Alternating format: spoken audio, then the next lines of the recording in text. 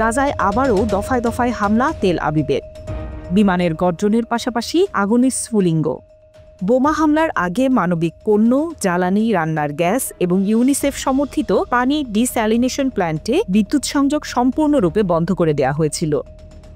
মার্কিন president Donald ট্রাম্পের সঙ্গে আলোচনার পর ফিলিস্তিনের স্বাধীনতাকামী সশস্ত্র সংগঠন হামাস নিয়ন্ত্রিত গাজায় ব্যাপক হামলা চালিয়েছে ইসরায়েলি বাহিনী।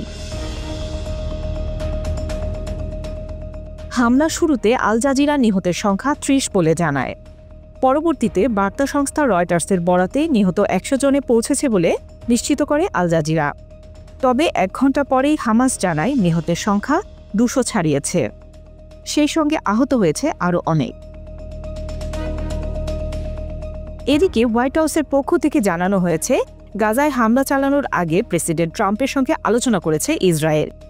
ইসরায়েলের পক্ষ থেকে দাবি করা হয়েছে, গাজায় হামলায় হামাসের অনেক সিনিয়র নেতা নিহত হয়েছে।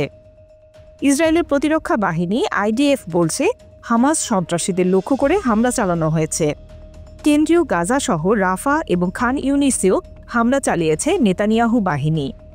ইসরায়েলের প্রধানমন্ত্রীর কার্যালয় থেকে এক বিবৃতিতে বলা হয়েছে, প্রধানমন্ত্রী বেনিয়ামিন নেতানিয়াহু এবং প্রতিরক্ষা মন্ত্রী মঙ্গলবার সকাল থেকে এ হামলার নির্দেশ দেন। মার্কিন প্রেসিডেন্ট হিসেবে গত ২০ জানুয়ারি শপথ নেন ডোনাল্ড ট্রাম্প। তার শপথ নেয়ার একদিন আগে ১৯ জানুয়ারি হামাস ও ইসরায়েলের মধ্যে যুদ্ধবিরতি হয়। তবে যুদ্ধবিরতি বাড়ানোর জন্য শেষমেশ হামাস ও ইসরায়েলের আলোচনা ব্যর্থ হয়েছে।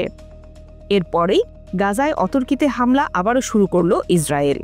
এর আগে গত ১৫ মাসের যুদ্ধে গাজায় নিহত হয়েছে অন্তত ৫০,০০০ ফিলিস্তিনি। সেই সঙ্গে আহত হয়েছে লক্ষাধিক। এছাড়া ঘরছাড়া হয় লাখ লাখ ফিলিস্তিনি।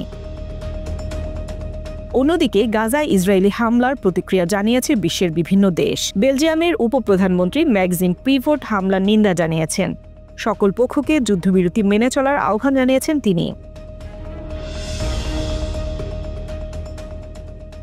চীনের পররাষ্ট্র মন্ত্রণালয়ের মুখপাত্র মাও নিং বলেছেন, চীন পরিস্থিতি নিয়ে অত্যন্ত উদ্বিগ্ন এবং আশা করছে যে সকল পক্ষ এমন কোনো পদক্ষেপ নেওয়া এড়িয়ে চলবে যা উত্তেজনার কারণ হতে পারে।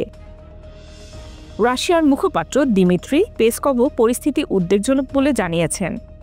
এটিকে উত্তেজনা বৃদ্ধির আরেকটি পথ বলে অভিহিত করেছেন।